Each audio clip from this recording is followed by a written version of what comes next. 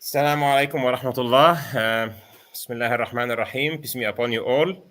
And welcome to another episode of the Finding Truth podcast on the Marvels of Creation series. And today we have once again Dr. Ahmed Gomaa, who is an ophthalmologist. And we introduced him last time. So he has a PhD and is a practicing medical doctor specialized in the eye. That's what ophthalmologists do, right, Dr. Ahmed? Exactly. Yeah. So thank you for the previous time's great episode. And if you have not watched last time's episode, you can still watch this one. Last time, I guess we talked about more of the anatomy of the eye, right? Exactly. And, yes. And today you have the second installment, the second surprise for us. So this was the previous episode for those who didn't see it. We can just remove the ticker so you can see the whole thing. And today we have the second installment about the eye. So I'm so excited about this. So Dr. Ahmed, how about going to the presentation? So as you mentioned, Ahmed, thanks for giving me the opportunity again. Last time we discussed the marvels of creation, as you mentioned, the anatomy or the structure of the eye, and how the eye was created in perfection. And today we are starting to look into how the eye function, which is the most important part of the eye to function and to give us vision. Bismillah ar-Rahman ar-Rahim. As we can see, Allah subhanahu wa ta'ala said in Quran, Inna kulla shay'in khalaqnahu biqadr. So surely we have created everything by measure. And in another verse, he said, Allahu ya'lamu ma tahmil kullu untha wa ma taghidu al-arham wa ma tazdad wa kullu shay'in indahu bimiqdar. Allah knows who what every female bears, and the blessing and the listening and the growing of the womb, everything with him has a measure. And we just focus in this word, a measure, because as we will see right now, the eye as a function is all about the measure, and the function when it comes to the optics of the eye is something very, very important, and we are working in a very, very small units of measure. So we, as for the eye, we need the clarity, the clear image. So when it comes to the eye, it's all about the clarity, as we all appreciate from our vision. If the clarity of the vision is affected, we start immediately to think about what's happening. We seek the doctor's advice. My eyes start to become blurry. So this is the commonest problem that we encounter every day in clinics when patients come and say, my vision is not clear anymore. So the clarity is the most important function of the eye. So clear image. And for a clear image, if you imagine the eye as an optical system, we need an optical system, and we need this optical system to be designed in a way to correct any imperfections, or as we call it in an optical system, as we will see right now, aberrations of the optical system. And for this to happen, we also need to maintain this optical system. So we have the optical system functioning. We have the design in a way to correct any imperfections, and also we need the maintenance for the system to continue to work. For the eye itself, as I'm sorry about that. So we slide the optical system of the eye is very unique about the design, that we have the clear image that we mentioned about. It is working day and night since we are born until we're dead, from the first day of our life until we leave this world, at least 16 hours a day. The average waking time, since we wake up in the morning until we go to bed at night, our eyes continue to work non-stop for an average, let's say the average lifespan around the world, let's say 70, 80 years now. So you have this optical system works continuously for 70 years. the range of the focusing of this optical system. You can see the stars, you can see the moon, and you can see an ant moving on your table while you're eating, or you can see a tiny, tiny detail just in front of you. So the focusing range of this eye, from the stars down to where you very minute dot close to you. And it is in color, and it is a very high resolution, as we mentioned last time. This optical system given to you by Allah subhanahu wa ta'ala, it keeps growing, and it remains clear for them for in the entire life. The slide here, we can see the inside of the eye, and this goes back to the structure again. The structure of the eye, as we discussed it last time, it is very unique. Ahmed, can we go to the previous slide? I have a question there, if you don't mind. Absolutely. And you know what? There is an animation here which I cannot play from my side. The one to the right side, I tried to press on it, but it didn't work. Ah, okay. Sorry about that. Sometimes the animations on PowerPoint will not work when you are here. But I wanted to ask. You said that this system can focus so far away versus so close, and very big objects versus very small objects. How does that compare to an optical system that is manufactured by human beings, for example? It is something really difficult to get something that works simultaneously and smoothly like that. As we know, the cameras that we have right now, the most advanced cameras, can actually have multiple aperture of the lens. So the aperture of the lens can change with the level of illumination around you. They have a sophisticated system to control that. But even then, you can imagine the macro and micro function in your camera, and how you adjust this with the sensitivities of the that you need. All this to adjust is very, very difficult, and you need a very advanced system. And despite that, you still can get blurry image. You can try it yourself. You get a camera, the most advanced camera for some of us who is like photography, and if you start taking pictures with this camera, you will know how to adjust it with the most automatic functions you have. And even then, if you move the focus from something very far to something very near, you can still get very easily a blurry image, unless you are an expert in photography. Now you have this optical system, you have two of them working together simultaneously, and you have one single image, which this is another maybe a topic of how the two eyes work together to get one image with depth. But for at least for the blurry or the clarity of the image, this works exactly very smoothly across the range from infinity to very near and very close. I think I figured out a way to make the animation work. So tell me if it works. So here it's... Yes, exactly. It is working now, yeah. Okay, so can you explain what's happening? So here we can see that the light rays coming across the optical system, and it goes through the structure of the eye from the front backwards.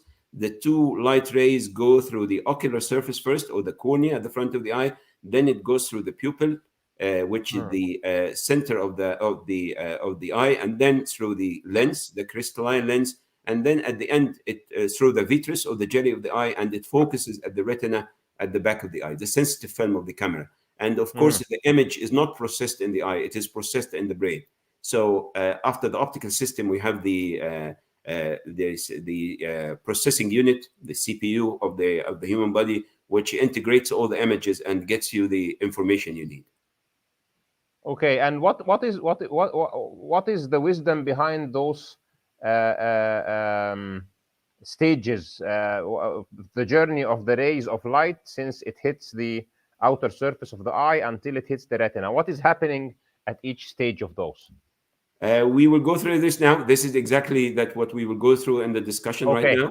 But as we will see right now, as we go through the eye, the more we go backward, we have the focus and we have the range, and how we avoid all the imperfections that can happen during that process. And those steps will cater for the fact that it has a focal range from infinity up to like 30 centimeters, and it can just automatically, autonomously address those differences and the size and everything. Correct. Absolutely All right. right. So So we go for the okay, next slide. let's I will switch back to you so you can Yeah. actually keep the control from your side now. So here we this is the structure of the eye. It's just a slide to show us how complex is the anatomy of the eye. As we discussed last time, the actual eyeball is about 2.4 centimeters, so it is a very small organ. And despite being very small, it gives you the this very clear vision throughout your life. So this is just to give you an idea of how complex is the optical systems itself. Now we go back to structure before we start working through the optical system, because maybe not all of us was here on the last talk, but this is the anatomy of the eye, and very important here to look into the optical structures of the eye. So the optical structures of the eye from forward backwards, as we saw in the slide before, we have here the cornea, which is the clear window of the eye. And this is the most important optical organ of the eye, because it creates the most refractive power of the eye, behind which we have the clear anterior, or the front of the eye. We call it a chamber, so we call it the anterior chamber in the medical terms, but you can consider this is the front room inside the eye. And now we go through the pupil, the center, and then the lens. The lens is the second most important optical organ of the eye, and it creates 1/3 of the refractive power. And then we go through the jelly of the eye, the vitreous ball, the vitreous body here, and then at the end the light focuses on the retina. Now, if you imagine a light ray coming through this path here, this light, let's go back again. So this light falls on as we saw in the previous slide, the light falls on the cornea and then goes through this small pupil, goes through the lens, and then focuses on the retina. You can imagine that for this to happen, we need all this path is to be completely clear, nothing to interfere with the path of light. So it has to be optically clear, completely clear. In these organs, there are no blood vessels. As you can imagine, it is a clear organ. At the same time, it keeps growing. It gets its nutrition. It survives 70, 80 years of your life. And despite that, there is no blood vessel to give nutrients to this organ. And it works perfectly throughout that time. And it survives on the oxygen from the air and the nutrition coming from the fluid around it, but it doesn't have any blood vessels. The other thing, this organ is highly sensitive. Actually, it is the most sensitive organ in the body. So you can imagine if you touch someone's eye, he will blink immediately. And this is in order for us to examine sometimes how deep is the anesthesia, we examine the sensation of the cornea, how the cornea still feels or not, because it has a lot of nerve endings. Despite that, it is still clear. So the nerve comes to the cornea and it loses its coverage. So each nerve has an insulation around it. We call it the myelin sheath. This myelin is insulator to the nerve. Wow. Subhanallah, when it comes to the cornea, this nerve loses the myelin sheath. It comes at the nerve ending, very thin and very specific to the function to keep the clarity. So despite the fact that we have this nerve endings and it is a very, very dense complexity within the cornea, it is still clear. And same happens here in the lens behind it. Yes. So the lens also, the second optical organ, is clear. And despite that, it keeps growing throughout the life. So you mean there are actual nerve endings all over the cornea and in the lens, and still we don't see them? Correct. It is not in the lens. It is on the cornea, on the surface. The On the lens doesn't cornea. have nerve endings. But the cornea Right. does have a very, very dense plexus of nerves, like network of nerves. And this is very superficial for you to feel the touch, to protect the eye, to keep it clear, because you don't want the eye to be scratched. So this nerve is very sensitive, but at the same time, it is clear. So you can't see it, or it doesn't cause any cloudiness of your cornea. It is not blurry. So the function of the nerve is to make us do this reflex. Once there is something that's touching the eye, we immediately close. You blink. So you protect it. You need to protect the jewels that Allah give you. And this is happening throughout your life. So we wanted to keep it clear.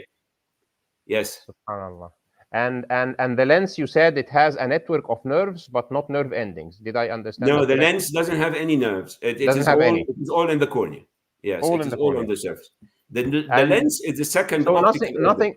nothing there is by coincidence, because if anything was by coincidence, you'll find nerves all over the place, right? But Absolutely. you Yeah. only have the nerves in the place where you Where it need is the needed. nerve, and it's like a wire without coating, so it's like very sensitive Yes. and also very transparent. So you will immediately blink from the one side, and from the other side, losing the myelin sheath means that it's very thin and it's very transparent too. Correct. So Yeah. a genius combination of things. And in the lens, where you don't need the nerves because nothing will touch inside the lens, there is no nerves at Absolutely. all. Correct. You don't need Subhanallah. the nerves here, but you need the lens to continue to grow throughout your life. The lens increase in thickness. This is the only organ in your body that keeps growing, as we mentioned in the last talk. And from the time we are born and the time that we leave, actually, it keeps growing slowly as we get older, and it gets thicker as we get older. It is still clear, but it gets a bit of tint or pigment. What we call it is a yellow pigment that happens as we get older. We might Okay. have heard that the lens gets cloudy in a way that we call it cataract, that most of the old people now they have the surgery for. But maybe will be for another talk that we speak about the pigment function in the eye and how it protects different structures. But just to Okay. summarize here, the light ray goes through all these optical structures, and doesn't stop. It goes forward. Nothing stops the clarity, and it gets exactly where it should be at the central of the retina, the most sensitive part of the eye, the sensitive film of the camera, where we have at the back of the eye, and that's where the light rays are wanted to be. Excellent. SubhanAllah. And this passes through the fluid in the middle, the vitreous. Exactly. Okay. So here we go a bit physics, because in order to understand optics, we need to understand what different types of lenses.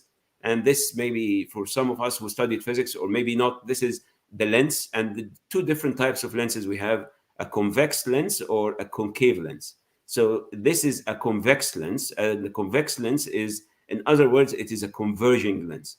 Converging means it gets the light rays, the parallel light rays, and it gets it into a center focal point at the focal length of the lens. So the lens is here. This is lens, as we can see, biconvex. So both surfaces are convex, and it is a converging lens. It is important to look at this lens because our eyes actually are, in regards to the optical system of the eye, it is a converging optical system. So our eyes work in a converging way. There are different types of these lenses. This, like we have the plano-convex. This surface here is plane, and on the other side we have the convex. So we call it the plano-convex. We have the meniscus lens. So this surface here is less curved than the front, and we have the biconvex, like this lens to the left.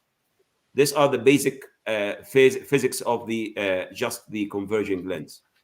Now, the converging lens forms an image, and this image usually at the focal point, and depends on where the image, where the object from the focal, the first focal plane, you will get whether a magnified, same size, or smaller image.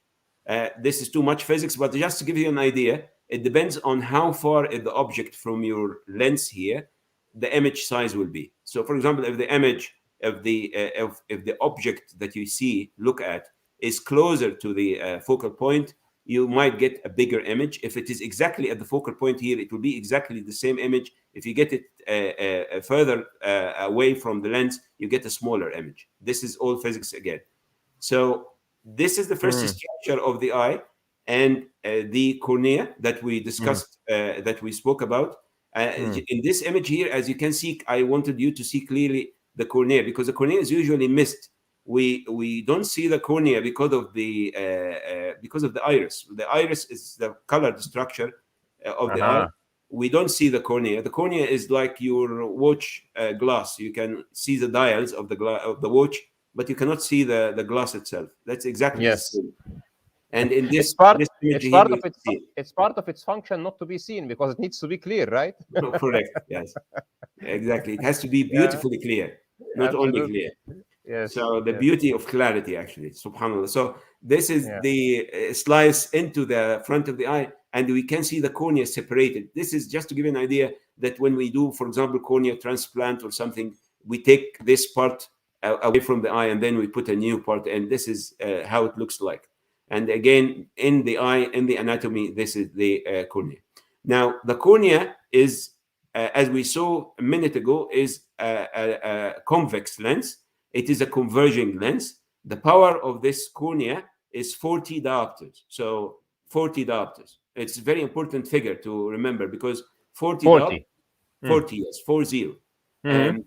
The diopter is the unit that we measure the strength of any optical lens with. Let's say you go to your ophthalmologist, you have a new pair of glasses, and he gives you a prescription. You know, in the prescription, you have +2, +3, or -2, -3. And all of us maybe will ask, what is -2 or -3? -3 Okay. is -3 diopters. So the lens you have in your glasses now, this is the power of the lens. And the power is, Dr. Ahmed, your camera is, I'm sorry. Yeah, the table is a bit try wobbly. to, Yeah, so because then yeah.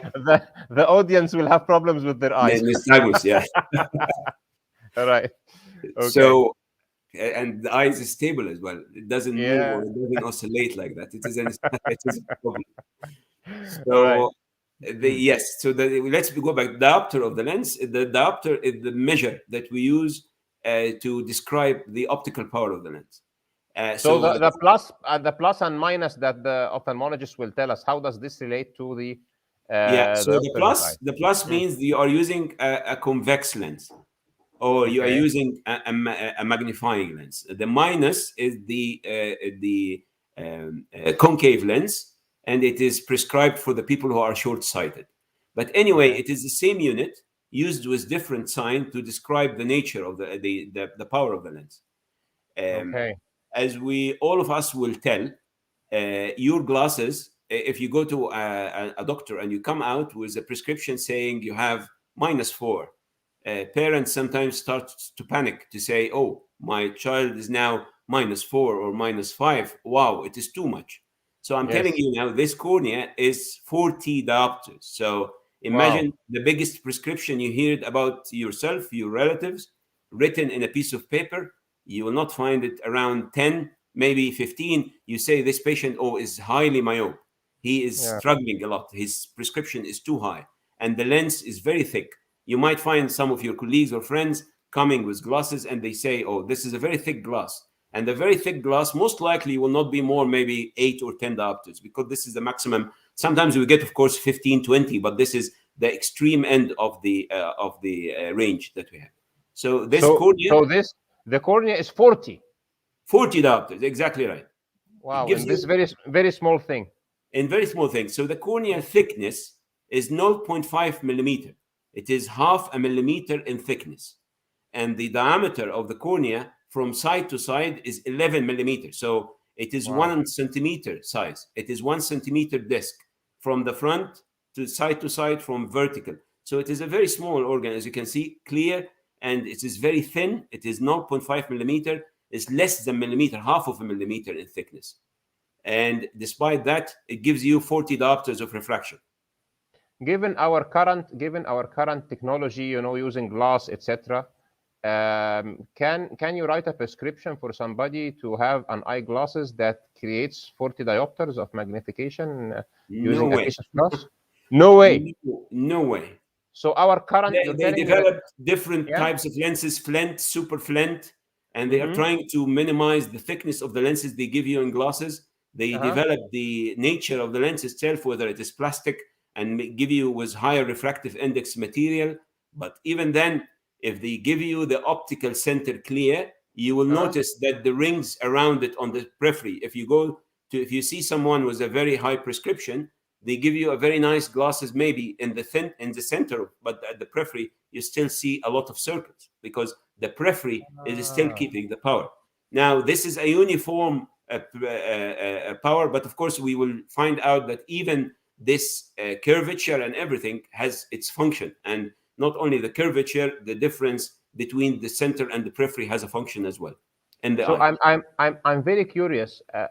How can the 11 millimeter and half millimeter thickness produce the 40 diopters magnification? Is it because of the material, the curvature? No, it is one of them. Of course, the difference between, first of all, the optical characteristics of the cornea itself. So the curvature of the front, the curvature of the back, and the thickness and the refractive index of the collagens within the cornea. So the protein of the cornea is made of a certain refractive index. As we mentioned, the refractive index is very important to give you the power of the lens. And now also the difference between the refractive index of the air and the refractive index of the front of the eye, because the eye is not empty. So if you take this cornea and you put it in the air, the refractive power of the cornea will be different, because the incident ray has to go through from air to water. And when it goes from air to water, the refraction changes if you go from air to air. So it is made in a way to give you the 40 diopters because of the structure itself and because where it is existing and the surroundings around it. So is it possible that, as an engineer, this is just mind-blowing to me. Is it possible that we use the same collagen or whatever material it's made of, and we just make glasses from collagen, eyeglasses? Will this we have now the manufacturing of artificial cornea, and this is a big area for research. But no, not as cornea, as eyeglasses. You know, you wear them. Is it possible? No, it is not possible, because now if you have the collagen, it will desiccate. It is a living protein. You need the protein to survive. You need to nourish it all the time. You need water to come with nourishment. Otherwise, the protein will disintegrate immediately. So even if we use the same material and try to put it on glasses, it will decompose because it needs nourishment. Exactly. Yes, it is a living organ. And the trick is that the water that is behind the cornea not only substitutes the refractive index part of it, but also provides the nourishment. Absolutely. From the back, from the front and from the back. So you have the tear film covering the surface, and you have the water behind it. And if any of this is not working, then the cornea will desiccate. And you also said it absorbs oxygen from the front, from the air side. Correct. Our cornea breathe like normal breathing. This is a breathing organ, by the way. And for the people using contact lens, you might find that the doctors give them advice not to sleep with contact lens for a long time, because this will actually stop the oxygen from getting into the cornea, and the cornea will get cloudy. So if you put a contact lens, you are stopping the oxygen from reaching the cornea, and this is a problem. So just correct me if I am wrong. Every cell in the body typically gets its oxygen from blood vessels. Correct. Right? Yes. But these specific cells that are in the cornea have the property of being able to absorb oxygen directly from air. Correct. Is this because the cells of the cornea have specific properties of their cell membrane that enable them to absorb? It is actually how it works and extracts the oxygen from the tear film. So you have the tear film, and it is actually the oxygen dissolutes, and it extracts the oxygen it needs from the surface. So it gets the nutrition from both sides, from the front, from the tear film, and from the back, from the anterior chamber of the eye, of the front of the eye. So the tear film, you mean this is the front part of the cornea? It's called the tear film. And this tear film has the chemical properties or the physical properties that it can dissolve oxygen in it. Correct. It is permeable to oxygen, and the cornea will breathe it. Yes, exactly. Wow. So it acts as if it is a blood vessel or it's replacing the function of a blood vessel with a blood cell having hemoglobin in it with oxygen, but it gives it all in one shot. It absorbs it directly from air, and the solution with oxygen is available. So the corneal cells will find it and it'll just pick it up from that film. Now, with the contact lens, you might have heard, for people who are using contact lens, they are getting advancement all the time. They are telling you this contact lens, you can't sleep with it. Well, of course, I don't recommend sleeping with any contact lens, but they tell you sometimes that this contact lens can stay in the eye for 30 days, let's say. Now, they do that because now they do something called the oxygen transfer within the contact lens. So with the advancement of the technology, they are trying to increase the oxygen transfer of the contact lens itself. All what they Wow. do is to trying to give you more oxygen in the tear film so the cornea can survive. But the problem is with the oxygen, when they try to do that, the water content increase. And because of the water content increase, the lens is becoming more attracting to proteins and more attracting to bugs. So this is actually creating a problem sometime. So even with the best manufacturing we do, we put a contact lens on the surface, we increase the oxygen transfer, but at the same time, we increase the water content of the contact lens on the expense of having the risk of infection of proteins to deposit more. And this balance was never been achieved 100%. So, if I understand you correctly, is that with our best technology for contact lenses, we are not able to emulate or to make something similar to the frontier film that is naturally available to the cornea to perform the same oxygen transfer function without causing bad bugs and Correct. extra Now protein the accumulation. tear film is not just a tear film. This tear film Okay. is full of antibodies against the bugs. It has Wow. actually a specific immunoglobulins which stops any bug from getting into the eye. So the tear film is full of a specific immunoglobulin on the surface, and if any bugs try to attach, it will attack it and it will destroy it. So this is in a specific balance between the things. You have the nutrition, you have the oxygen, and you have the antibiotics or the antibodies you need to stop the bugs from coming into the eye. All of this in this very small Yes, it film is a on the very, very very small thin, on the very small very cornea thin, already. transparent film. Yes, very, very thin one. So a complete war is happening on the cornea to protect it, and we are just completely not aware of it, right? Yes, exactly. Amazing. Okay, subhanallah. So this is going into the depth of the cornea. The cornea is just not like a single layer. It is actually within this half a millimeter, you have 5 layers. So you imagine now we are speaking half of a millimeter, and inside the half millimeter, we have 5 layers.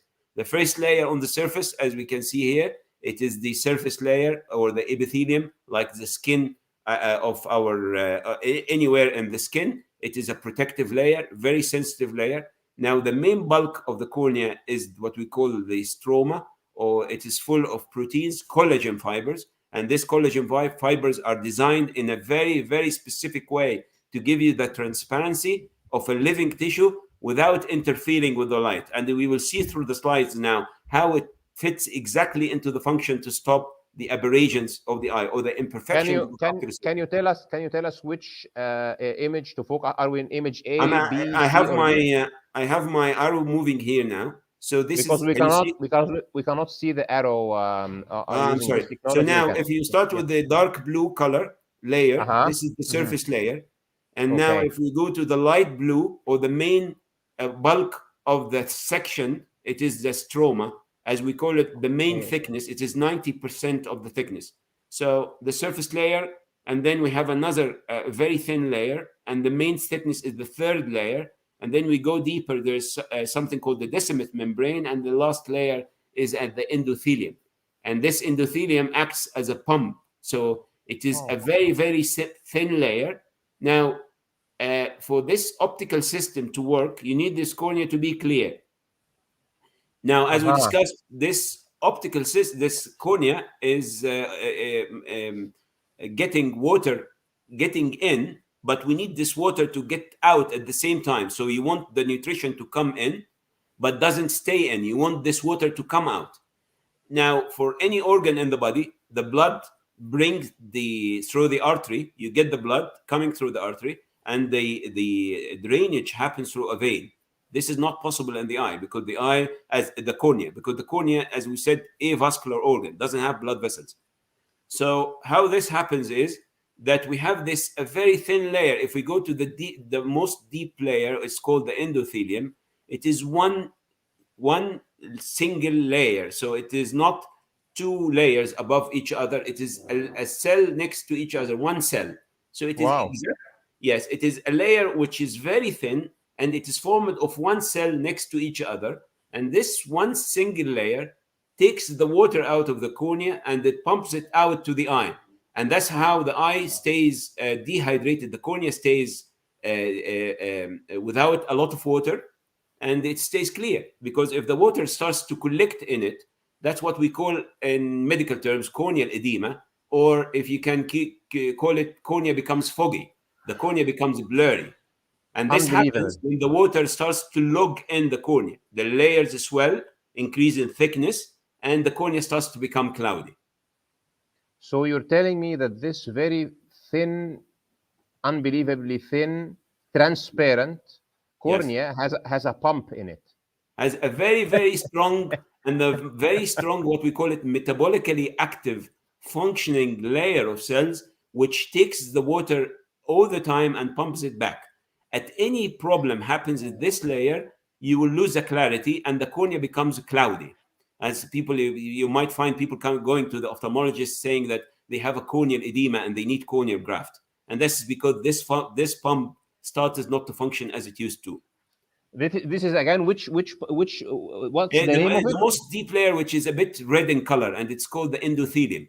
The endothelium. So the endothelium, after the metabolism happens and there is water product, yes, it will take the wastewater out. Takes it out, exactly.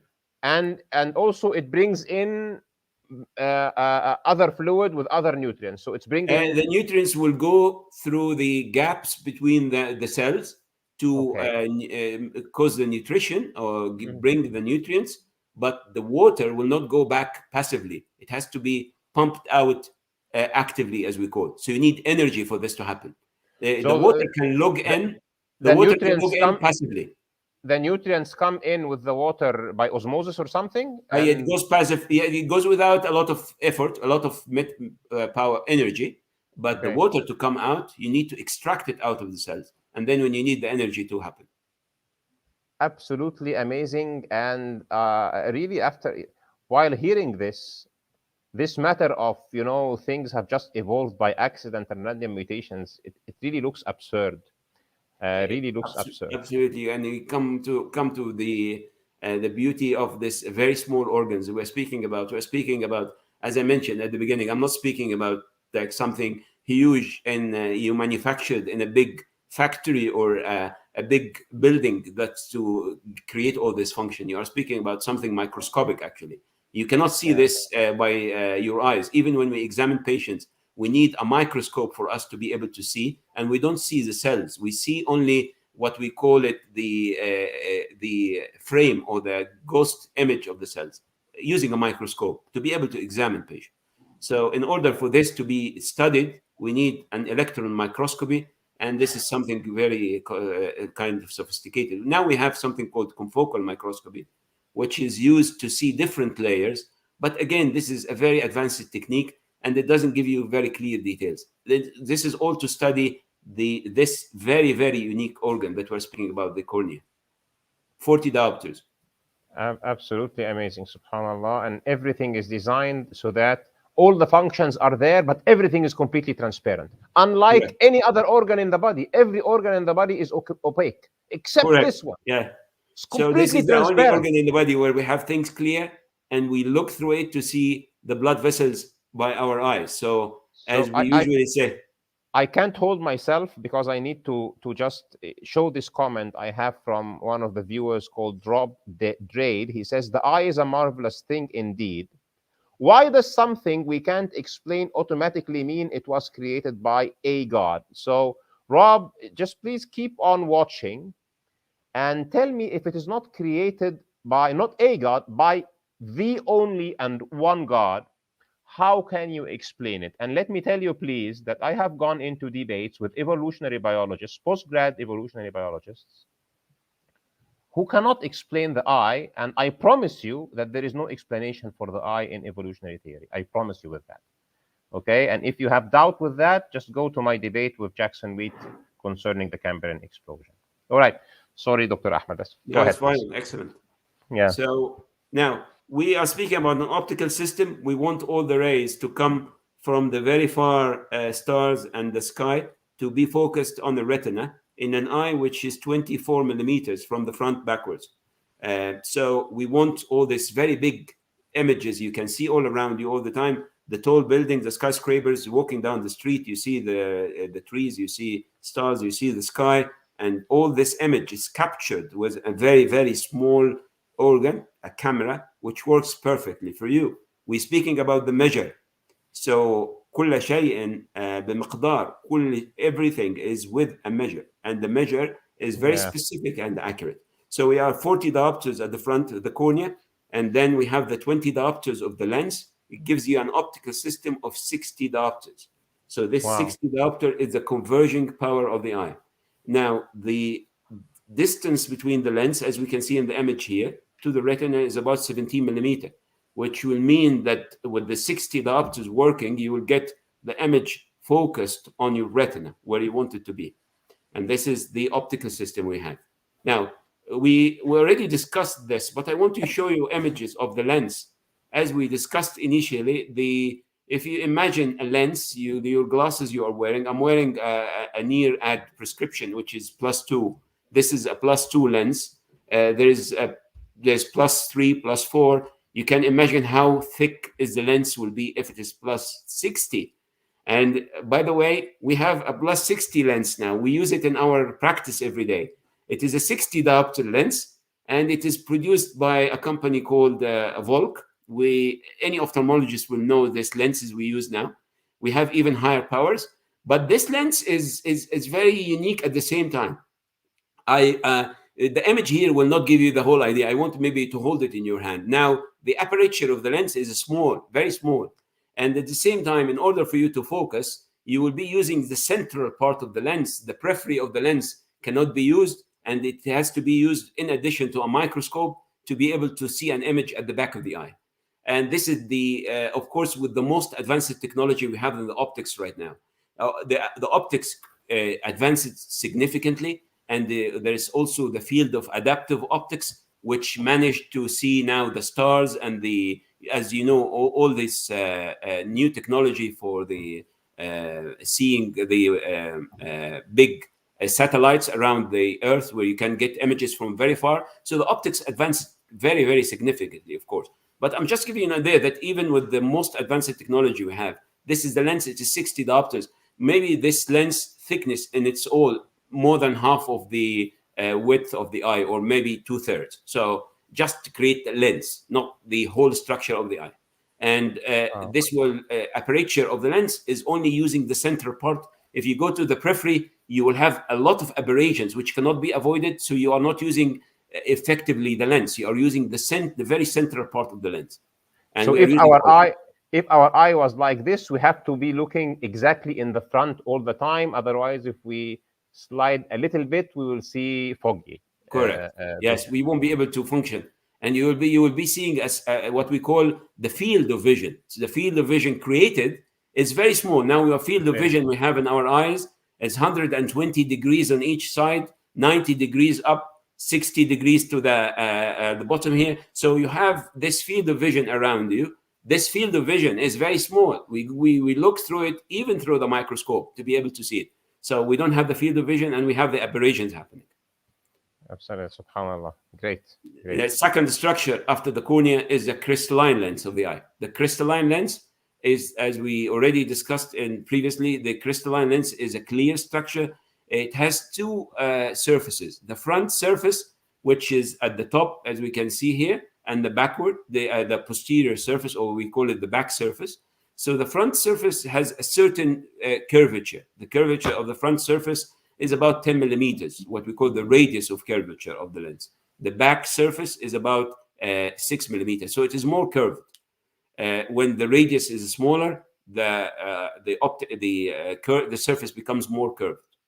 Now, this lens overall diameter from side to side, equatorial diameter as we call it, is 10 millimeter. So it is a bit smaller than the cornea, and this happens for a reason, because this lens is not hanging on another organ. It is supported by ligaments from all around. Like you imagine the trampoline, if you have the trampoline suspended all the way by ligaments around it, that's exactly the lens, how it looks like. If you look from the front, the lens will be like a small disc with all the ligaments around it. And these ligaments attach to the lens, but at the same time, it doesn't interfere with the clarity of the lens. It is very strong ligament, which keeps working all the time. It flattens the lens. It's straight. When it constricts, the lens gets thicker. So you imagine like a circle around the lens. And if this circle is contracts, the ligaments will become loose. So the surface of the lens becomes higher. And this creates the lens to become thicker. And when it becomes thicker, the power of the lens increase, so you can see the near image. That's what we call accommodation. Your eyes accommodate to the near image. Wow. And this, all of this happens here. So this is, we will see it in the slide. This is the lens. Mm-hmm. The slide that we can see here, the front of the eye is the beam of the light, the front at the beam. This is the cornea. We can, as we mentioned before, we cannot see the cornea itself, but we can see the reflections of the light from it. If you go deeper, there is another beam of light. The beam of light that we can see deeper is the one from the lens. And that's how the lens looks like.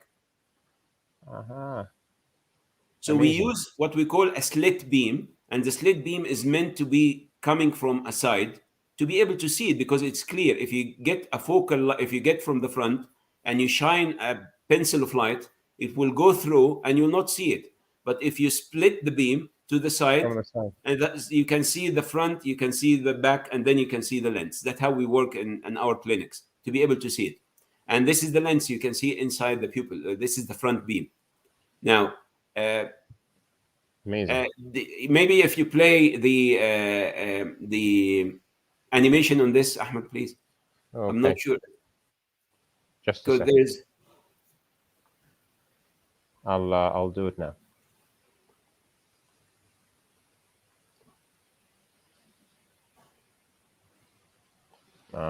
Okay, I know what I need to do. Okay.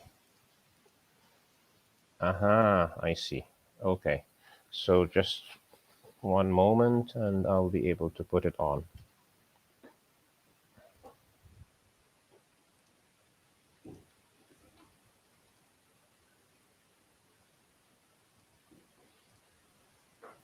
Okay. It's working. Okay, I can also see. Yes. So here on this animations, we can see the eye blinking. So the blink that happens all the time when you are awake, 15 to 20 times per minute. This is happening, and the average blink is about 1/10 of a second. So very, very small. You cannot imagine even. It's like 100 milliseconds. That's like 1/10 of a second for the blink to happen and open. On average, we keep blinking in a minute, let's say 15 to 20 times. It might be a bit less when you are paying attention to something. So if, let's say, you are working on your computer, you are a bit excited about something, the blink rate will become less. If you are sitting relaxed, and the blink rate might be more. So it is, on average, it is 10% of the time we are awake, the eye is covered with a blink. And this happens, and we don't even notice that this happened. So you blink and it opens, and you don't appreciate that you didn't lose your vision. It's happening all the time. And this is for a reason. So the eye is wet, and it has to be kept wet to be clear. And for this to happen, the blink has to be continuous all the time. And we're completely unaware of this, but it's essential, because it's like a wiper, right? It's like wiping and moisturizing. So we have the tear film spreads across the eye, and this tear film moved in a continuous fashion.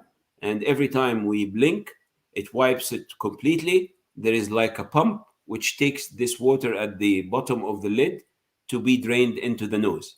So the tears in our eyes gets taken from the eye into the nose, where it is drained out. It's taken out completely. So, and for this to happen, there is a pump which every time you blink, the muscles contract. It creates a negative suction. It takes the water out without the water being flowing into your cheek or your lower lid all the time.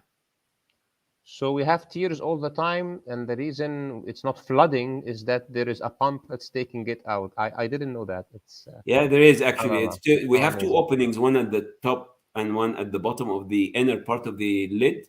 And this opening is very small, and it sucks the tear film as it walks, as it runs across the lid margin. So on the lid margin, there is a tear film which moves from the outer part. I think we have a slide coming which will show this better than now. Now, All right. sorry, this is going back to the accommodation. Maybe also if you play the animation, this will show how the ligaments of the accommodation works with the lens. So Okay. now Okay.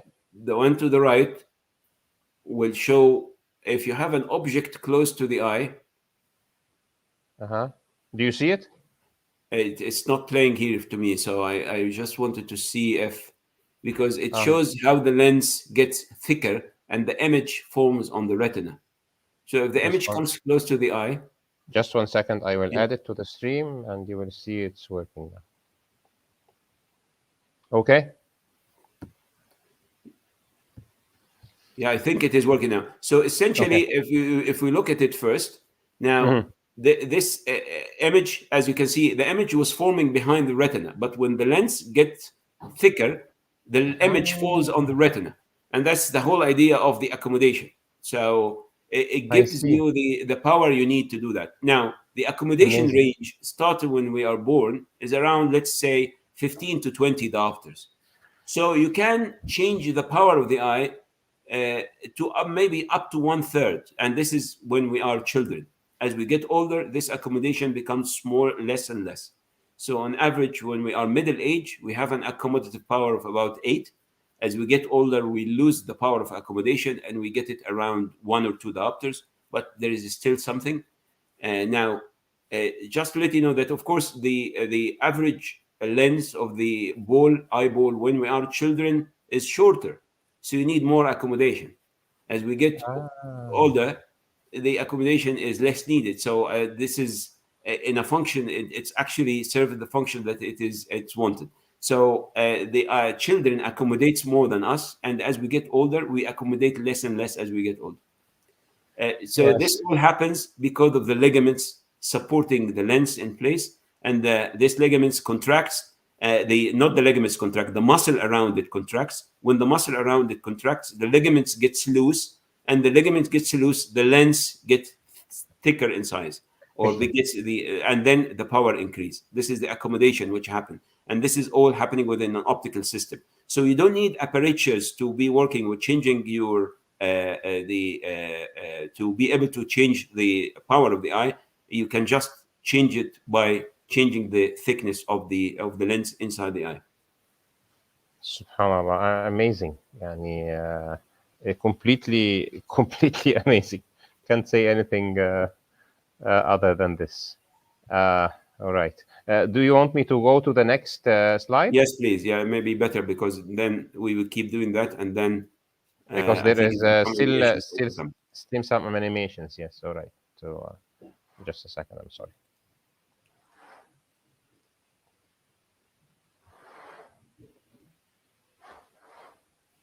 Okay.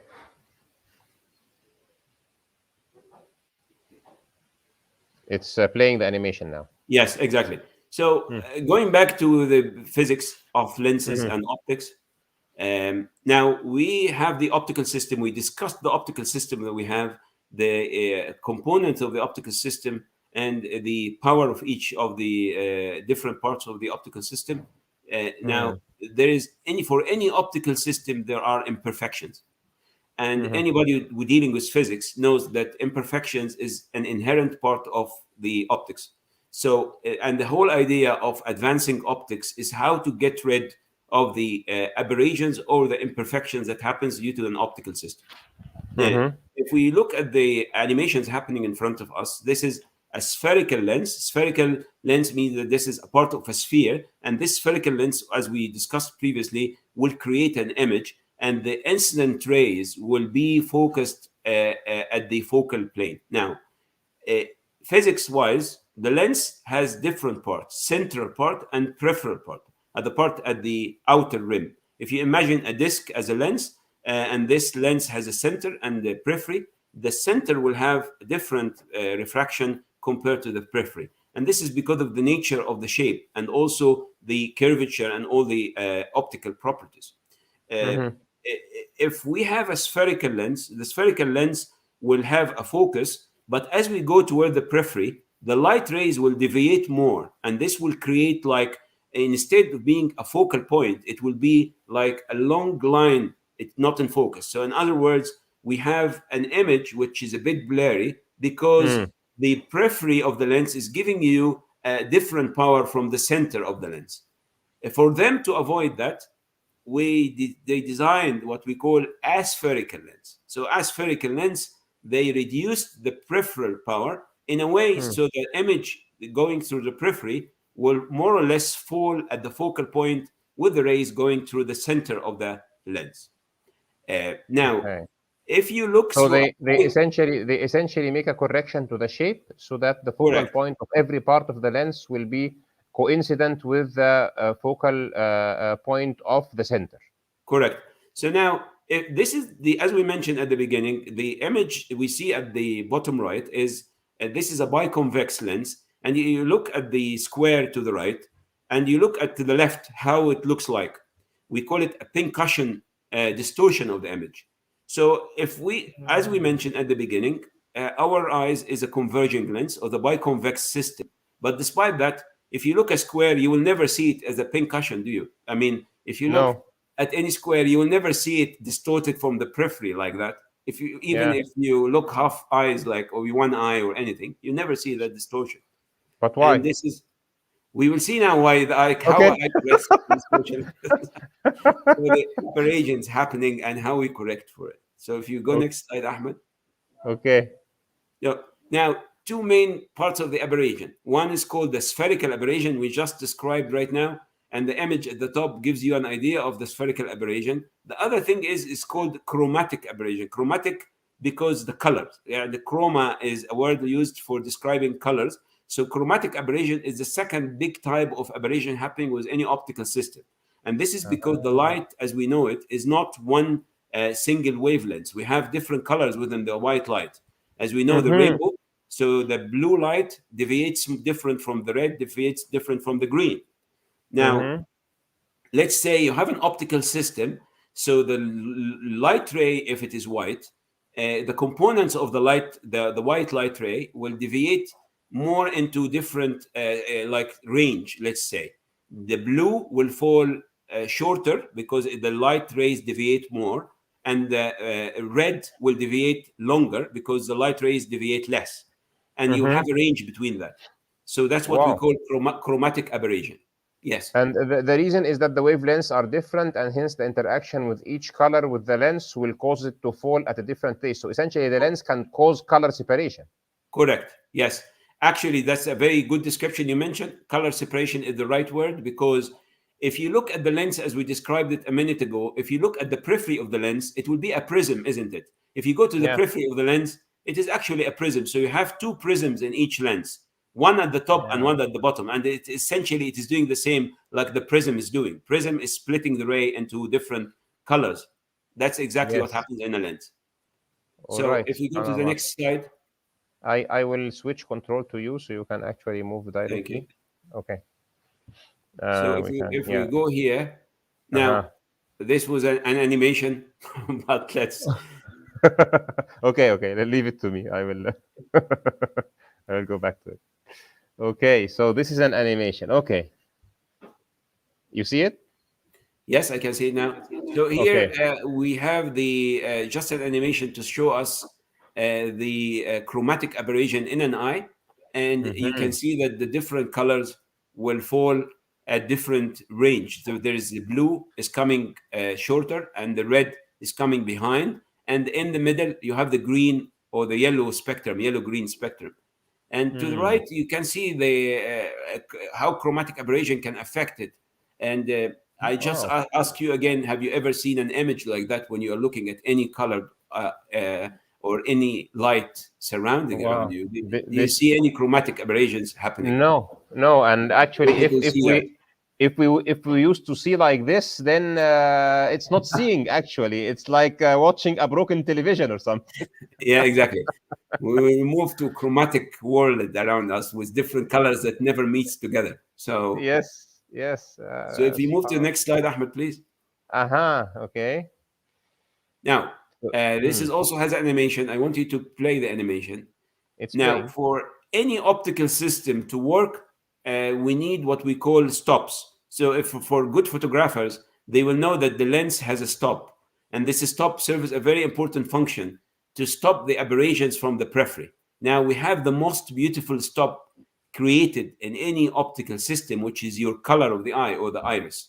You have a stop which works directly to light, responds immediately to the level of illumination or level of light around you, and it gives you exactly the aperture you need for the optical system to work according to the light surrounding around you. So here you can see the pupil reacts to different grades of light, and this is the first correction of optical aberrations and the most important one, because we know from any optical system the most accurate vision you can get through the central part. So if I give you the central part and I stop the rays from coming to the periphery of the lens, I will give you the best vision possible. And this is achieved by the iris, the colored part of the eye. It keeps reacting Wow. beautifully to different lights. So you what I understand now is that the iris is working independently according to the amount of light. So it will uh, the lenses, the cornea and the lens will take the right magnification power, and the iris will change the aperture so that the amount of light that passes through its circle is just enough to give the right image without the Correct. aberration, Correct. Absolutely. It because reacts. it will cut off the prism part that is causing the aberration. Yes, and it acts in a way that it is exactly what you need for the level of light around you. Let's say you are in a very bright light. As you can see, the pupil gets very, very small. If you are Mm. sitting in a very dim room, your pupil is too big to allow the biggest amount of light to get into your eyes. Now, let's say you are sitting in a very bright room. You are reading, and you are doing something, and you're paying a lot of attention to it. You Mhm. want the most accurate vision, won't you? So you will need something very precise. Now, for this to happen, you need your pupil to be small to allow the light to go through the central part.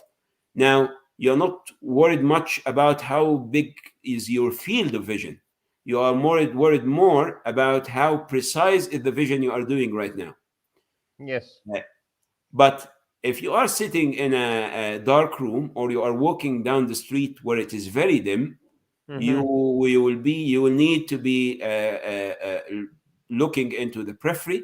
You'll be worried about something coming from the side towards you, and you want not the most accurate vision, but you want the most functional vision that gives you navigation safely without endangering you. So this level of illumination and the precision of the vision is working in synchrony together. So you have the pupil small, using the central part of the lens, giving you maybe a smaller field of vision. But this is when you are doing this very precise work. But at the same time, when you are in a dim light at night, and you don't need much of precision because you won't see anywhere. You will not be able to see, even if I give you the most sensitivity you can. You won't be seeing much. You will see a lot of objects around you, and you will be wearing all the field of vision, getting the maximum you can get.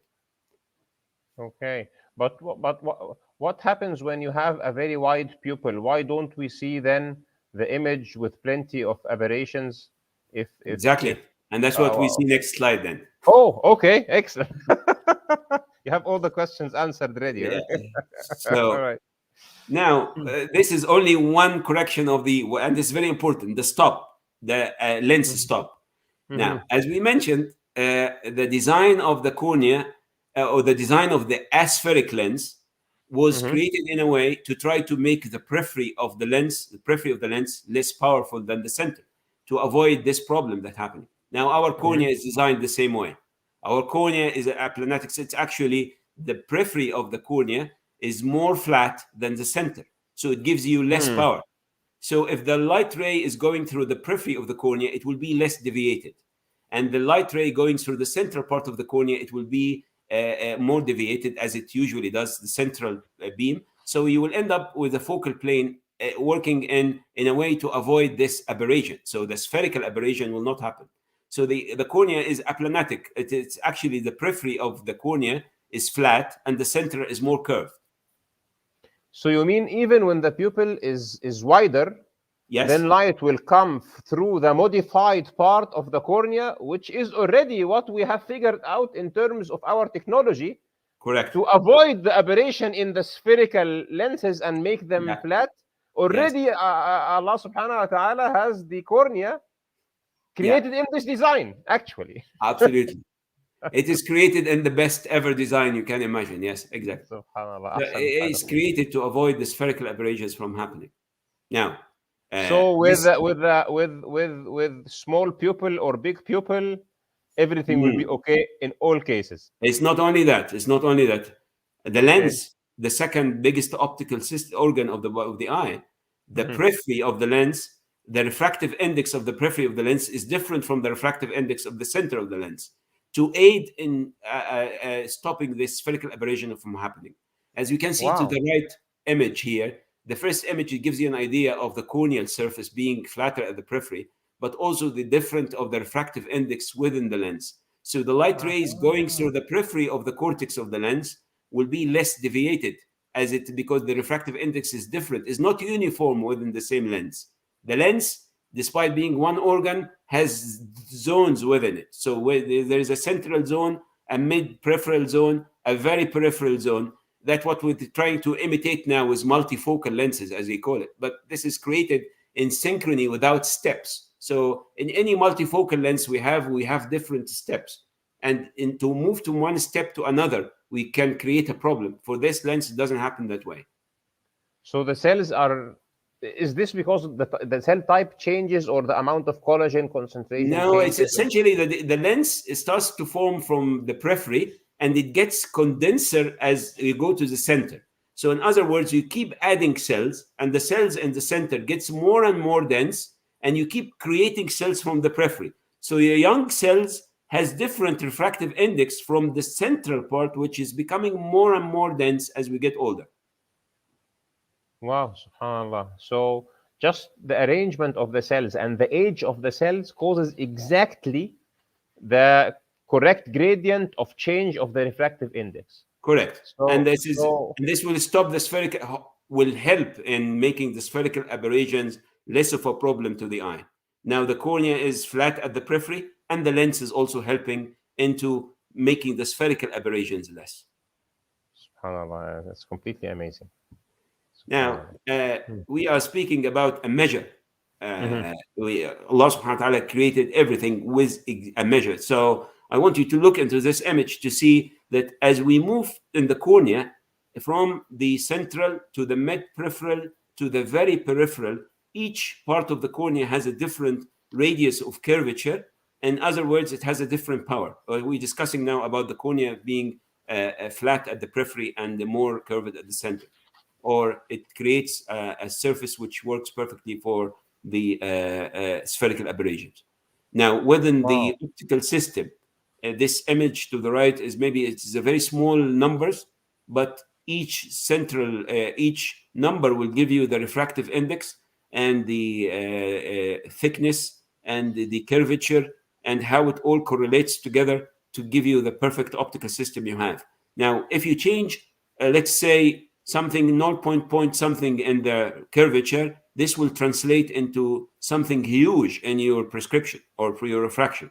So, for example, if you go to have your refractive surgery done and we flatten the cornea, many people now will go to have refractive surgery.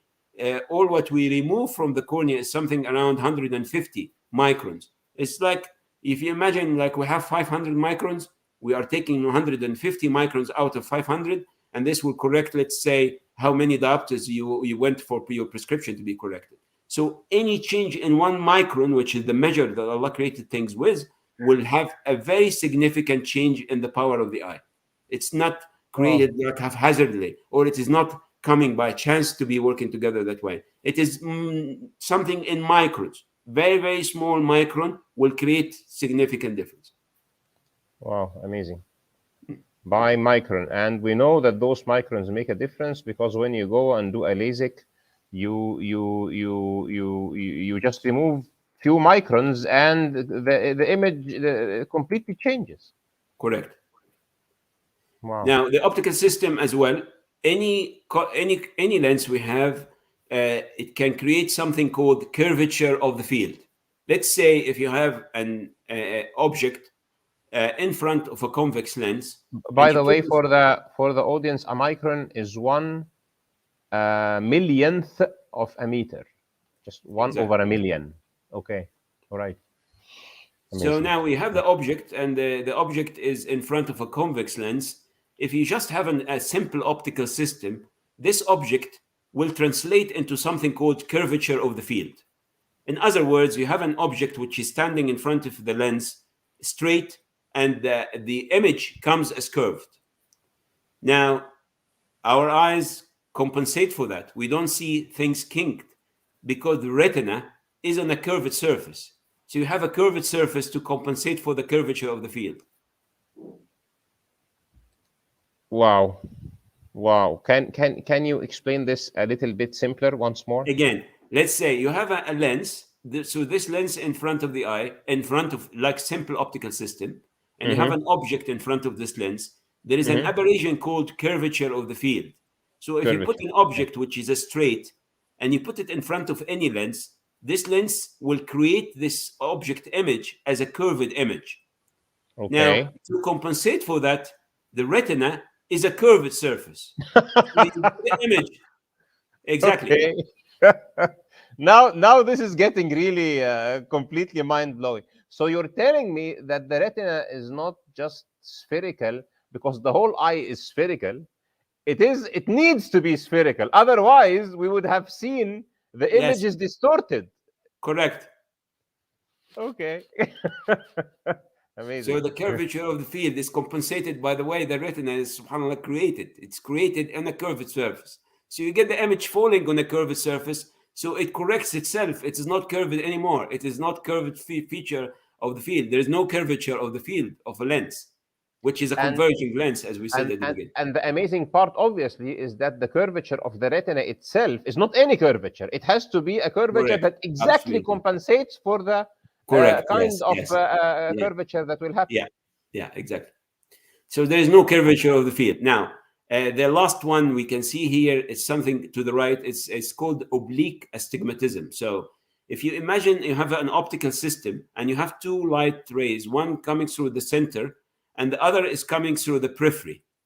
Now, if you look at the light rays coming from the periphery, it will fall in a different focus compared to the one coming from the center. So there is like a cone of light coming through the center of the lens. It focuses in a center focal point.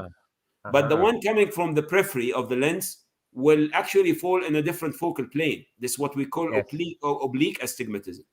Now, again, how Allah created that in a way to compensate for that is the curvature of the field is number one. And the other thing is we have a stop. Don't forget about the iris again.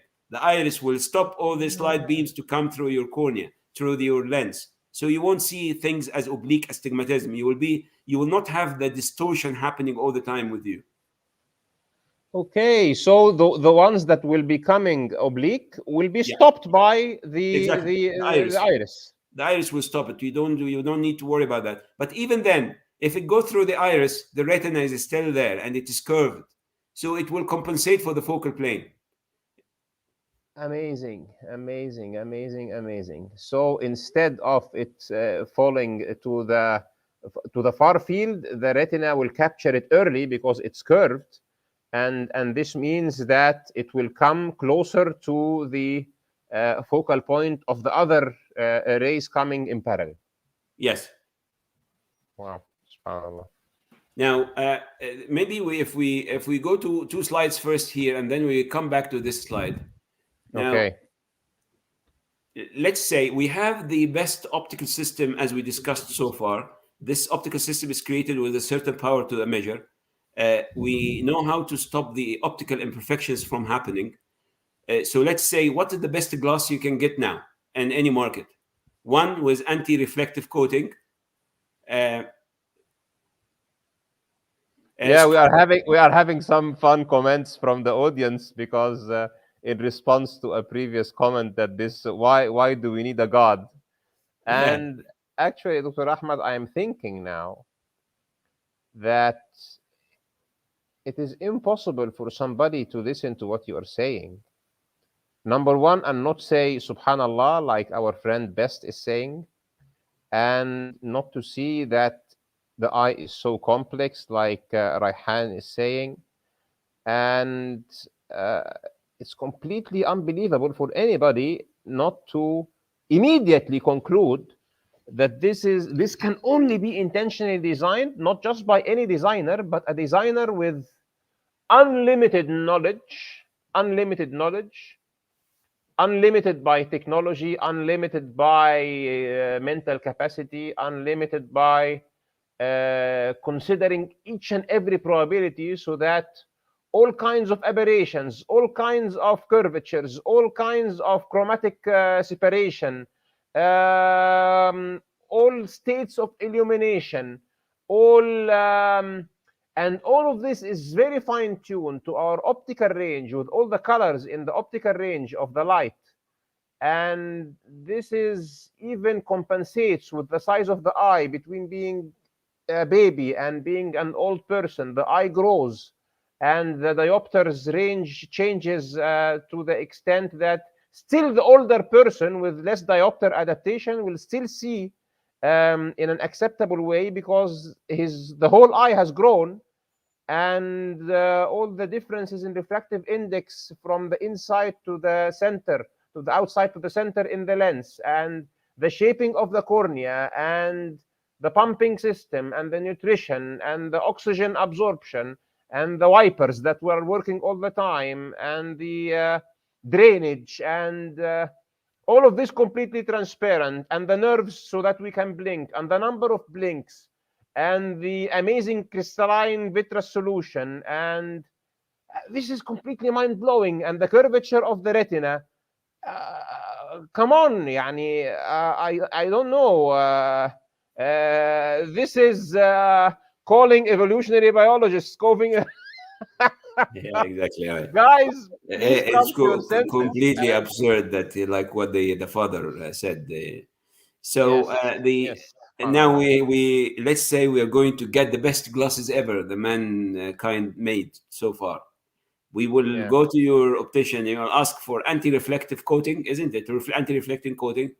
We all heard about that now. Scratch-resistant coating, Yes. anti-fog coating, ultraviolet Yes. treatment. I can give Yes. you that in your eyes already, which is created since you were born. So now Wow. the anti-reflective coating is working with a principle called destructive interference. So the All right. anti-reflective coating in the glasses you get works in a way, it might be a bit of complex physics, but let's say we have two wave lights. The two wave lights working, moving in a certain direction.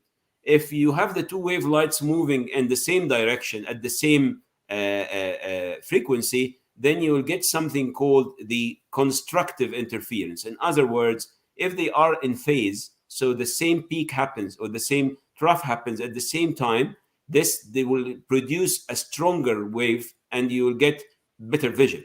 But if they are not in phase, so let's say that the wave light delayed, let's say by a quarter a phase, then the light the light will half a phase. I'm sorry, the light will cancel each other, what we call destructive interference, and that's the principle the anti-reflective coatings work with.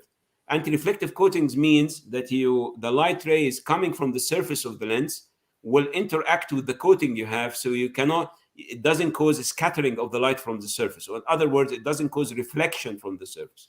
Now, our cornea is designed in a way that it has destructive interference in it, in a way that the light rays coming through it go through it directly, so the incident light that you want to have causes constructive interference, but the scattering that happens cancel each other, so it doesn't cause any blurry vision for you. And this is just because the proteins within this, you can see it in the cornea here, the red section to the left.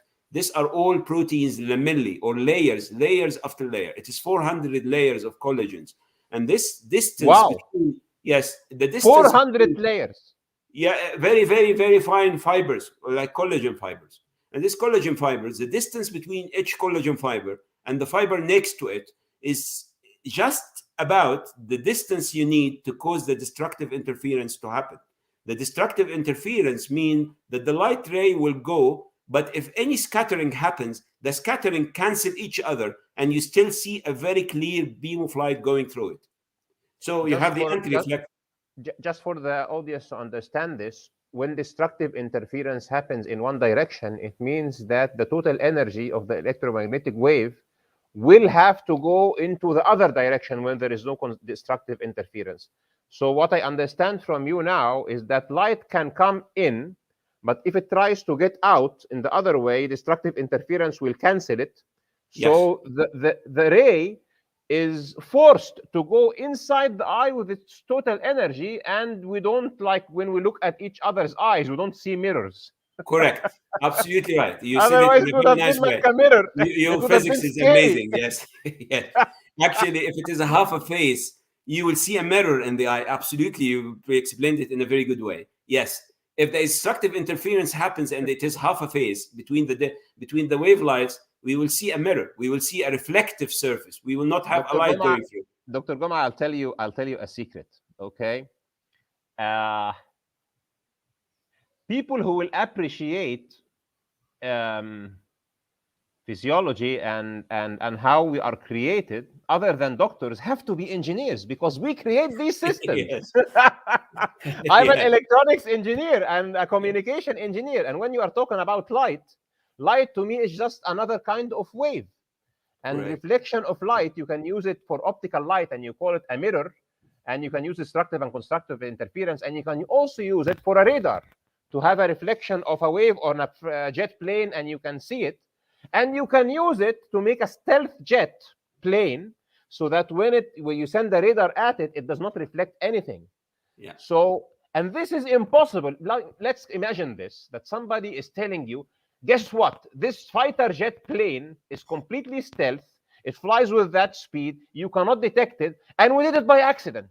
It happened by accident. Yeah, so with a very, very fine, a measure, a very, very fine measure that we need to do that. What you're telling me is that those layers are arranged with the very, very small separations that are specifically good for the range of electromagnetic waves that we call visible light.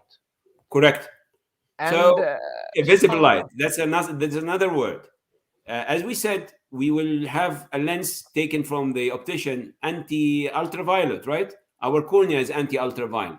It absorbs all the harmful ultraviolet light, and it will give you only what you need to see. So the range, the visible range that we will have between 400 nanometers to, let's say, 700, 800, the visible spectrum of the light. So the harmful light outside the spectrum is absorbed within the cornea. So it is an anti-ultraviolet as well. It absorbs, it does the destructive interference, so anti-reflection for the visible light. Yes. But completely absorbs the ultraviolet light. Correct.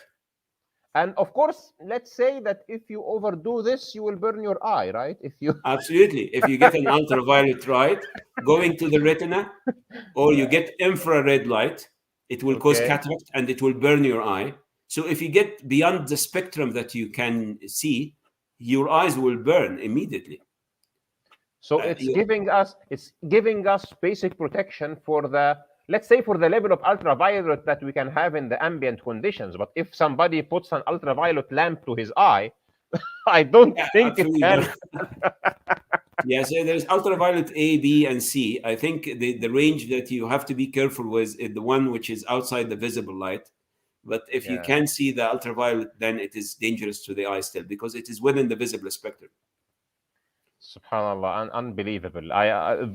Some of this information is just completely mind-blowing to me. And so the first time I was exposed to an anti-reflection lens, it was new technology and this and that. I think it was like 25 years ago, and I was outside, and it was wow. And what And you're telling me reflection, now yes. is, And you yeah, ask is for the best glasses, and they will charge you. absolutely. It was ridiculously expensive. And what you're telling me is that we had it all the time.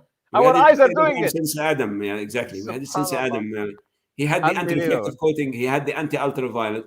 It was anti-scratch because, as we mentioned, your eyes will blink immediately. Nobody will be able to touch your cornea. So you will have anti-scratch. Your eyes will never scratch. And the other thing, it is anti-fog. As we wear masks now, all of us will be struggling to keep the glasses clean, isn't it? But you won't Yeah. have this if you don't wear a glass because your eyes is anti-fog. You don't need to keep cleaning your eye all the time. You will clean your Wow. glasses, but you will not do this to your eye. Subhanallah. And I notice it because I swim, and I wear those Yeah. goggles, and just few minutes and I cannot see. I have to take them off, wash them, and put them again, unless you buy an anti-fog goggles. And then it gets like ruined in like few weeks. This anti-fog, Absolutely. this It anti-fog loses one. Yes. it loses the anti-fog ability very, I have to throw You it lose it away, very quickly. Yes, yes, exactly. but our eye does not lose it. It's anti-fog because essentially our eyes are wet. It is wet all the time, so there is no point of getting it foggy. It is already wet, and it is clean and wet all the time. It is lustering. If you look at someone's eyes, he will tell you, "Oh, look at this beautiful luster of the eye." This luster is meant for a reason. Your eyes is healthy, it is lustery, and it is anti-fog. So you get all this, and you don't think about it. It is the four big beautiful things about a lens. You have it in your cornea, and you don't even think about it all the time. And even the wetting is all the time. The wipers are Yeah. working, So if you go and back, yet maybe if we you, go back here now, we go back to the wetting part of it. The yeah. wetting is not haphazard. Yeah. I So want to ask you a question because I'm not sure if we are going to reach it or not, but one of our audience is having this interesting question. I'll just let you know about it. It says, question, is it true about the eyebrows? Without them, we couldn't bear the sunlight. Will you tell us something about the eyebrows, or maybe we can answer this at the end? the eyebrow is as a function for the sunlight. I actually I don't think it is true because even if you imagine somebody without eyebrows completely, he will still function as usual. The eye is protected mainly by the lids itself and Uh-huh. by the brow height more than Okay. more than the eyebrow itself, more than the hair.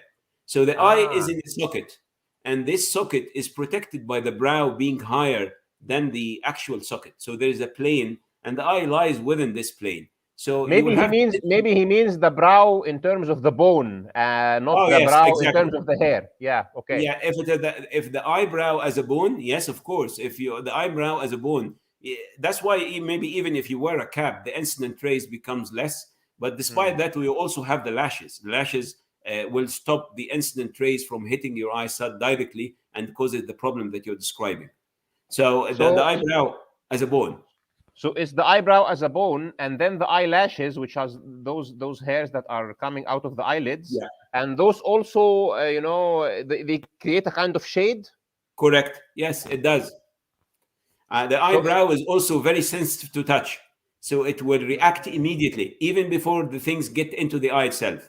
So you have brows which will react to touch before things come close to the cornea. We won't wait until the cornea is touched. The reaction will happen. And stops, of great, course, the dust or any flying object. And this reaction is very, very quick. The reaction is amazing. absolutely, absolutely. So okay, thank you for the question, Jamal, and thank you for the answer, Dr. Ahmed. Okay, let's go ahead. All right. Now the eye is wet, and it is wet all the time, and we can see here this is a whole system. And I wanted you maybe to play the animation on this one to see Okay. how the tears Okay. are moving across the eye. All right. Just a second. I will switch to the animation mode. Just 1 second. All right. Okay. We Let me go go forward. back there. Yeah, I'll go forward just right now. Uh-huh. Okay. Hmm. Here it is. Okay. All right. This last one. This one. The one Okay. before, the one, yeah, exactly. If we play the animation to the right, I think it's playing now. Do you see it already? The animation? no, it is not. Anyway, oh yeah, it is now. Okay. So yeah, Okay. yeah. So we can see a big structure to the left and the upper corner, and this is what we call the lacrimal gland, which produces the tears in our eyes.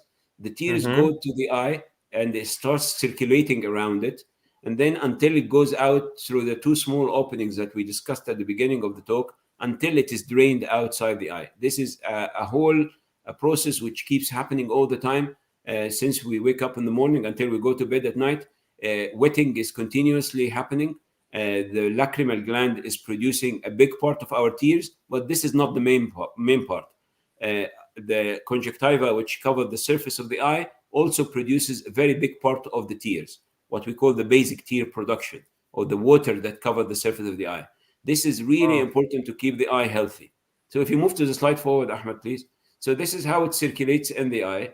Now, It reminds me of the wipers of the car, and you have to remember to put liquid in the wiper storage. But we don't need to remember anything here. It's working on even your this tear, to get it even more interesting, even your tears, which is a water, sometimes you keep crying and you cry and say, oh, this is stop tearing, and you think it is just simply water. It's not that. This very simple layer is formed of, again, sub layers or different things. The surface layer is formed of lipid or fat, and the main part of it is water. And the basic and the bottom, the most deep layer of this very thin film is formed of protein. So you have three things happening within a very thin watery layer in front of your eye. From the front backward, yes, and from the front backwards, you have lipid or fat on the surface. If you imagine you have a cup of water and you put oil on it, what will happen? You will increase the surface tension of the water, and it will not be spilled very quickly. You increase the surface tension of a fluid, so the fluid will not be spilled quickly out of the container. And that's what happens here. You have a very superficial lipid layer, fat layer. Now you have the main wetting part, which you need water, and you want the water to stay on the surface. So you want to make the surface from hydrophobic to hydrophilic. You want to make the surface like the water and attracts it to you. So you cover the surface with protein. So this protein makes your surface hydrophilic instead of being hydrophobic. So the tears stays where it should be. Wow! So we have the protein surface directly with the cornea, and then the water on it, and the protein will catch hydrophilic. Hydrophilic means it likes water, so it catches water. Yes. And then you have the lipid, and the lipid is typically hydrophobic, and so it floats on top of the water. And does that also prevent the water from evaporating fast? Because the lipid will cause it makes the water last longer. It stops it from overflowing your eyes. So it will not be, if you imagine you have this eye, by the way, if you look at someone's eye and it is exposed surface, it is on the air, and the tear film is stuck to the eye from corner to corner without overflowing the lid. How come this happening? Imagine you have a ball. You want to keep the ball wet, and you want the wetting to be staying exactly where you want it to be without the water coming or spilled over the lid. So this is happening in the eye. Now we have different glands work at the same time. The lipid is coming out of the green. You see the green on the animation? This is the fat, or the fat is coming from here. Now the water is coming from the pink or the dark pink color. This is coming from the lacrimal gland. And the protein is produced by the whole layer. So the whole layer will produce protein, which will form the basal layer, where it changes the eye from hydrophobic to hydrophilic. Where does the protein come from? It comes from the surface, glands within the whole surface of the eye. It is produced on the conjunctiva, which we cannot see. It is like a mucous membrane on the surface, a clear membrane. Wow. So the mucous membrane is always producing the protein, so that when the water comes, it catches it. It produces protein and water at the same time. So the main Ania. So the main part of our tears actually doesn't come from the lacrimal gland. The main part of our tears comes from the eye itself, because it needs wetting all the time. And it is everywhere apart from the cornea, because the cornea doesn't have wetting. So the wetting comes from the side to keep it wet. This is and the motion of the lids obviously spreads this all the time. Wipes and spreads, wipes and spreads, wipes and spreads. Yes, exactly. And this And- this water flows across the lower lid in a And I very want- very interesting way, as if you are moving in a tube. If you see it in a microscope while we examine patient, you will see even the small debris is moving across the margin in a very directed way that you will never be able to form it as it's like a capillary or a small tube, and it carries all the fluid out of the eye. Amazing. And I just want to ask you this question. I hope it's the correct question. But I am thinking, how many times the eyelids are closing? You said 10, 15 You say times? between 8 to 15 times per minute. So I am thinking now, if I am moving something like this on my hand 10, 15 times every minute, I think after some time my hand will have a very severe inflammation and I will destroy my skin. Yeah. And is it correct or not that also the lipid layer will provide lubrication for this movement? It will, but it's not only that.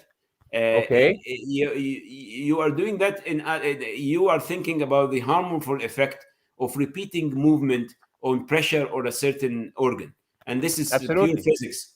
If you think Friction. even of a stone and you hit the stone with a water drop, even if over years it will create a hole. But in the eye, the more you touch it and you more clean it, the more healthy it will be. So the more you cover and uncover, the more you cover and uncover, you wipe off all the harmful products, you flush it with more fluid, and you get all the harmful going out, drained out. It's in a continuous fashion happening, non-stop. Amazing. And also the lipid, will it give lubrication to the movement of the eyelid itself? Because this is like skin moving on. Yes, skin. it is wet. Absolutely. Yeah. But by Wet the way, and wet and lubricated. I want you to touch the mouth, inside your mouth with the tongue. Do this now. Yeah. Do you feel how soft is your mucous membrane? Yes. Can you feel it now? The same happening in your eye. The eye is very soft inside. The surface of the eye is covered with mucous membrane. So it is soft. The membrane itself is soft. You mean the inner lining of the eyelid itself is mucous membrane, so it's very soft. It's very soft to the eye, like when we are cleaning our eyeglasses. Absolutely, it is non-abrasive. It is very fine. It is we use a fabric. Yeah. It feels to the eye as exactly how it feels to your tongue in your mouth. It is exactly the same feeling to the eye. Subhanallah. So from the outside, it's skin that has protection, but from the inside, a mucous membrane, so it's very soft, plus the lubrication and the lipid and the protein. Yeah. Amazing. Subhanallah. This is now, if we move the forward step, we will go through this measure again. Now, can you explain what is on the right? This superficial oil layer. The superficial layer is the lipid layer, the green one. The main part is the watery part, the main bulk of the tears, and the basal layer is the protein.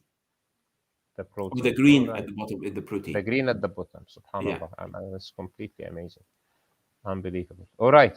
So this is into details of this tear film. Everything was a measure, as we mentioned. So 7 to 9 microliter. It's the volume of the tears is very small. Yes. The basal secretion rate, which is per minute, is 1 to 2 microliter per minute. The thickness is 6.5 micrometer. So the thickness is nothing, but it does all this function.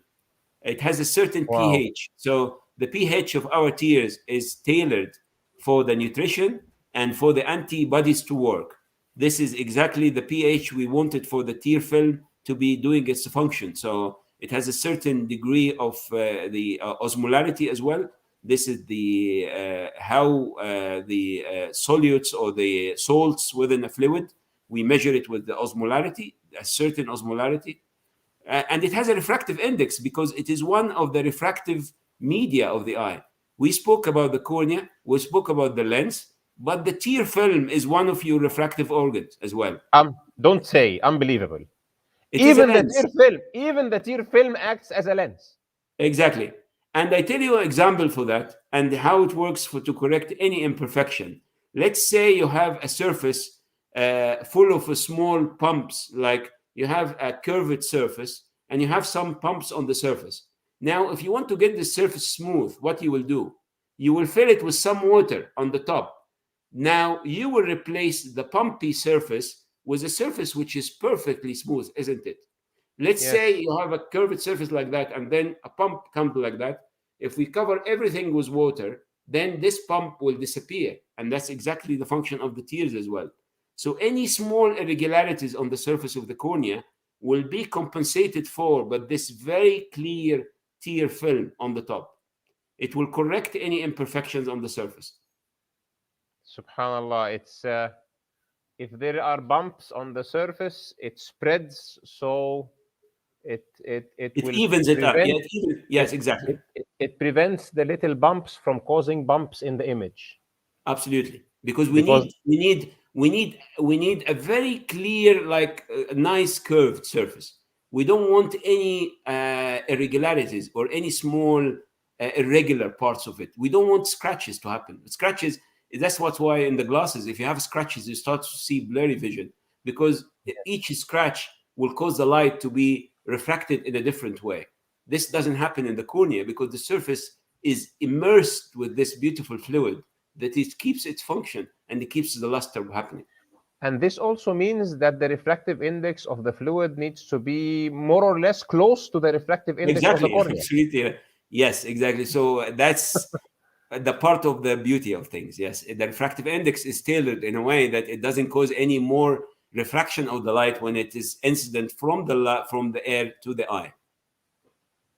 It's an endless, mind-blowing process. If we go back to the slide and the I think the last slide.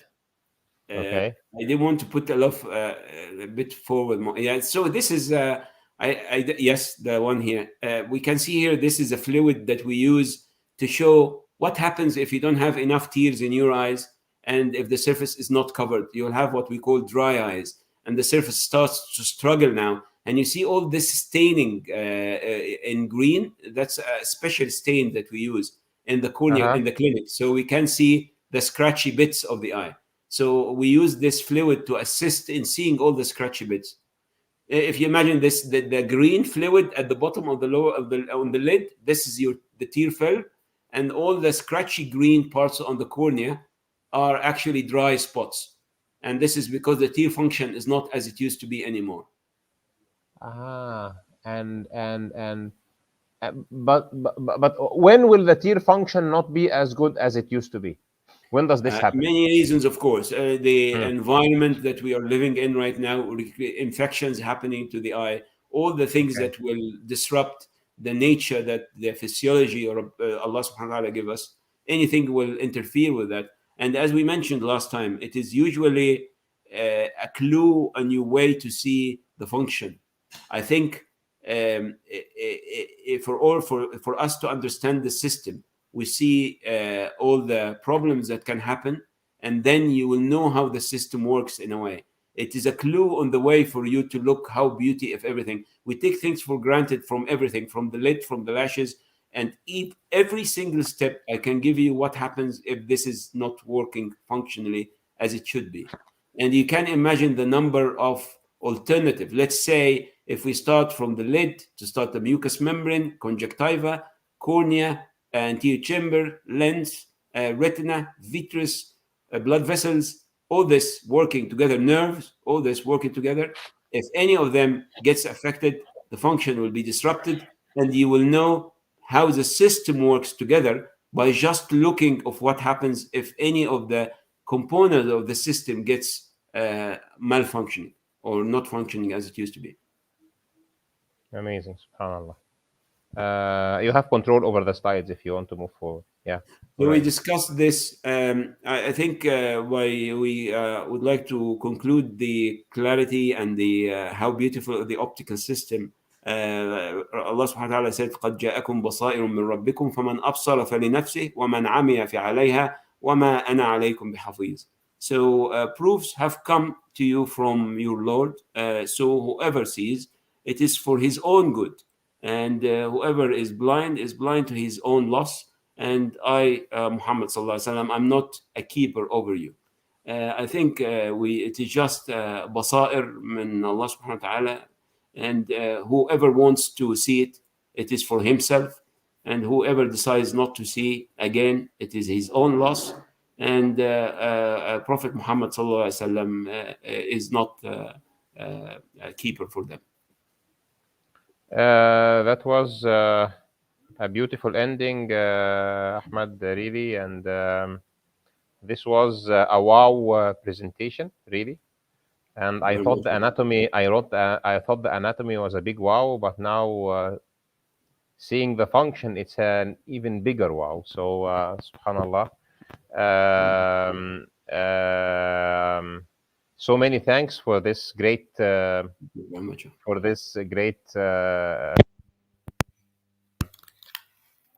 and also answering the questions.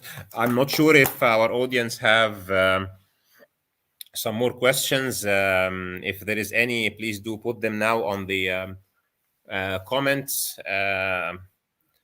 I think the one recommendation I would give to the audience is to share this. Share it to your children, and share it to your relatives, and share it to your loved ones. Because when one sees how magnificent and beautiful the creation of Allah subhanahu wa ta'ala, and how much wisdom is there, and how much knowledge is there, and how much detail, and how much care, and how much mercy, then we can see some of the attributes of Allah subhanahu wa ta'ala in his creation. And I'm not sure if this or not relates to the hadith that says that Allah subhanahu wa ta'ala created Adam in his image. Because when we look at our organs, we see the mercy, we see the wisdom, we see the details, we see the generousness. So generous, right? So many things, giving so many things. The perfection, ihsan, ahsan al-khaliqeen, right? So really, it makes me understand more of the meanings of how we are creating in God's image, because he's creating with his attributes, and we can find his attributes in us. So by looking into ourselves, we can see how great he is. سنريهم آياتنا في الآفاق وفي أنفسهم حتى يتبين لهم أنه الحق أولم يكفي بربك أنه على كل شيء شهيد. So thank you very much, Ahmed. It has been my pleasure, and thank you for all your effort. جزاكم الله خير إن شاء الله. وجزاكم خيرا. Thank you for our audience. I think they have already asked the questions that they wanted to ask. And please, everybody, share this. Please like the video and share it, and bring forward your loved ones to see the magnificence of God's creation, or actually to see the marvels of creation, which is the name of this series. Dr. Ahmed, when will you promise to come with the third part about that? I think we will, hopefully we'll make it in 2 weeks, inshallah. If this is suits you, we'll be inshallah in 2 weeks. Inshallah. So inshallah, in 2 weeks' time, so not this coming Sunday, the next one, we will see part 3 about the eye, inshallah. Thank you, everybody, for attending this, and thank you, Dr. Ahmed, for this great effort. سبحانك اللهم وبحمدك أشهد أن لا إله إلا أنت أستغفرك وأتوب إليك والعصر إن الإنسان لفي خسر إلا الذين آمنوا وعملوا الصالحات وتواصوا بالحق وتواصوا بالصبر. السلام عليكم ورحمة الله وبركاته. Peace be upon you all. I'll be putting now the extra, and please stay with me, Dr. Ahmed. Yeah.